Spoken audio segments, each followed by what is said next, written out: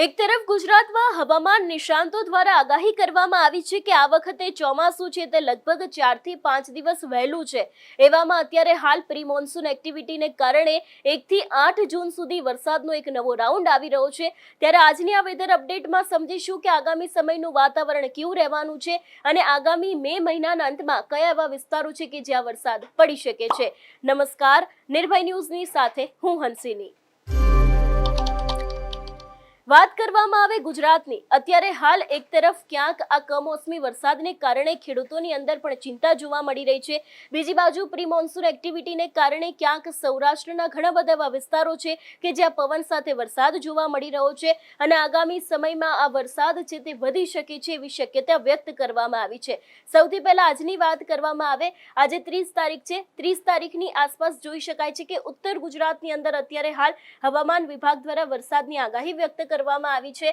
એમાં ખાસ કરીને બનાસકાંઠા, મહેસાણા, સાબરકાંઠા, અરવલ્લી, મહીસાગર, પંચમહાલ, દાહોદ અને છોટાઉદેપુર છે, અહીંયા વરસાદ પડી શકે છે। તેની સાથે ગીર સોમનાથ અને દીવ છે, ત્યાં પણ વરસાદ પડી શકે છે એવી શક્યતા આજના દિવસ માટે વ્યક્ત કરવામાં આવી છે।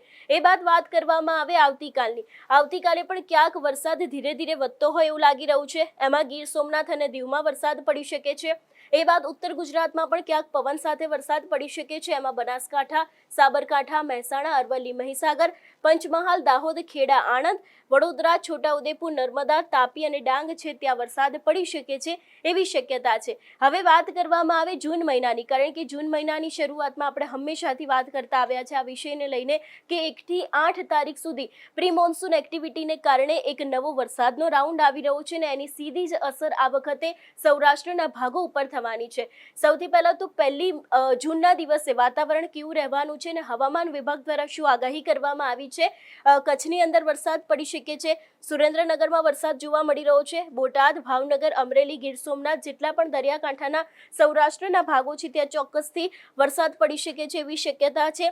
એ બાદ વાત કરવામાં આવે વડોદરા, છોટાઉદેપુર, ભરૂચ, નર્મદા, સુરત, તાપી, નવસારી, વલસાડ છે, ડાંગ છે, અહીંયા પણ હળવોથી મધ્યમ વરસાદ પડી શકે છે। ઉત્તર ગુજરાતમાં પણ જે રીતે અત્યારે હાલ વરસાદ જોવા મળી રહ્યો છે, બનાસકાંઠા હોય, સાબરકાંઠા હોય, પાટણ, મહેસાણા, ગાંધીનગર, અરવલ્લી, મહીસાગર, દાહોદ, પંચમહાલ, ખેડા, અમદાવાદ અને આણંદ, અહીં પણ ક્યાંક વરસાદ છે તે જૂન મહિનાની શરૂઆતથી જ જોવા મળી રહ્યો છે। ફક્ત આ વાત જૂન મહિનાની શરૂઆતની નથી, એ બાદ ધીરે ધીરે જોઈ શકાય છે હવામાન વિભાગ દ્વારા જે રીતે આગાહી કરવામાં આવી છે આ વરસાદ છે તે વધી રહ્યો છે અને ફક્ત ખાલી મોરબી, જામનગર, દેવભૂમિ, દ્વારકા, પોરબંદર અને જૂનાગઢને છોડીને આખા ગુજરાતની અંદર ક્યાંક વરસાદની આગાહી છે તે હવામાન વિભાગ દ્વારા પણ વ્યક્ત કરવામાં આવી છે।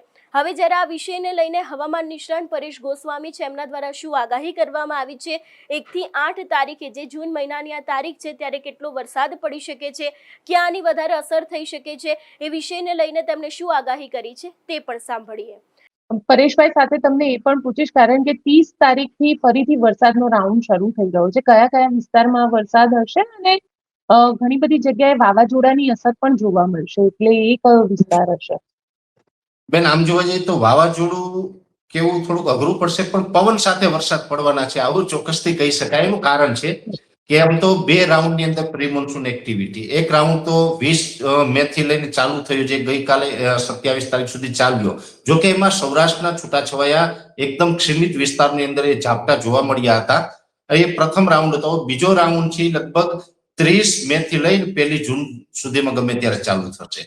એ રાઉન્ડ છે 8 જૂન સુધી ચાલવાનો છે। એ સેકન્ડ રાઉન્ડ છે પ્રી મોન્સૂન એક્ટિવિટીનો અને આ પ્રી મોન્સૂન એક્ટિવિટીની અંદર વિસ્તારો વચ્ચે જેમાં સૌરાષ્ટ્ર, કચ્છ હોય, ઉત્તર ગુજરાત, મધ્ય ગુજરાત, દક્ષિણ ગુજરાત, એમ અલગ અલગ બધા વિસ્તારની અંદર એની અસર થઈ શકે છે અને આની જે તીવ્રતા છે એ ગત રાઉન્ડ કરતા વધારે હશે, એટલે ભારે ઝાપટાઓ, એટલે આમાં ક્યાંય વાવણી લાયક વરસાદ થાય એટલે ભારે વરસાદની શક્યતાઓ નથી, પણ ચોક્કસ એટલું કહી શકાય કે ભારે ઝાપટાઓ નોંધાશે, જેમાં 5 મિલીમીટર થી લઈ અને 15 મિલીમીટર સુધીનો વરસાદ સંભવ છે અને એ છૂટાછવાયા વિસ્તારની અંદર એ હળવા ભારેથી સામાન્ય ઝાપટાઓ નોંધાય અને એમાં પણ થંડરસ્ટોર્મ એક્ટિવિટી થશે, એટલે ગાજવીજનું પ્રમાણ થોડુંક વધારે રહેશે અને થંડરસ્ટોર્મ હોય એટલે ગાજવીજ સાથે પવનની ઝડપ હોય, એટલે પવન સાથે વરસાદ ઘણી જગ્યાએ 40-50 કિલોમીટરની ઝડપે તો કોઈ જગ્યાએ 60 કિલોમીટરની ઝડપે પવન ફૂંકાય અને એ પ્રકારના તોફાની વરસાદ જોવા મળે તેવી શક્યતાઓ છે। એટલે આ સેકન્ડ રાઉન્ડ છે પ્રી મોન્સૂન એક્ટિવિટીનો બેન આવી રહ્યો છે, જે 30 અથવા તો 1 30 મે અથવા તો 1 જૂન સુધીમાં એની શરૂઆત થઈ શકે છે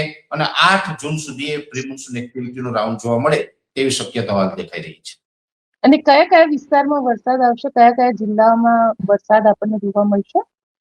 બેન, આમ તો અત્યારે જે વિસ્તારની અંદર સવારથી લઈને બપોર સુધીના સેશનમાં વધારે પડતા ગરમી જોવા મળી હોય એમાં સંભાવના વધારે રહેશે. છતાં પણ સૌરાષ્ટ્રની અંદર આની તીવ્રતા જોવા મળશે. ખાસ કરીને દરિયાઈ કાંઠાના તમામ જિલ્લામાં તીવ્રતા વધારે જોવા મળશે. દક્ષિણ ગુજરાતના પણ દરિયાઈ કાંઠાના વિસ્તારમાં તીવ્રતા વધારે, બીજા વિસ્તારમાં ઓછી. બીજું, મધ્ય ગુજરાતની અંદર પાટણ, મહેસાણા, અમદાવાદ, ગાંધીનગર જેવા વિસ્તારમાં પણ હળવાથી મધ્યમ ઝાપટાઓ છે એ છૂટા છવાયા વિસ્તારમાં પડે તેવી શક્યતાઓ છે. એટલે આમાં કોઈ જિલ્લામાં બેન પડશે એટલે જરૂરી નથી કે અમદાવાદ જિલ્લામાં પડે તો અમદાવાદના સમગ્ર વિસ્તારની અંદર પડે. એ જે વિસ્તારમાં પડે તે 2-5 કિલોમીટરમાં હોય, બીજા વિસ્તારમાં ન હોય, એ પ્રકારના છૂટા છવાયા હશે.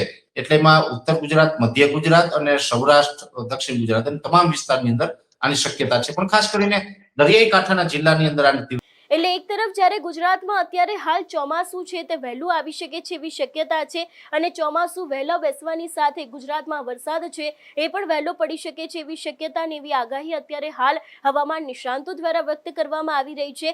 આ વિષયને લઈને અને આ વેધર અપડેટને લઈને તમારું શું માનવું છે અમને કમેન્ટ કરીને ચોક્કસથી જણાવજો. તેની સાથે અમારી ચેનલ નિર્ભય ન્યૂઝને લાઇક, શેર અને સબસ્ક્રાઇબ કરવાનું ભૂલશો નહીં. નમસ્કાર.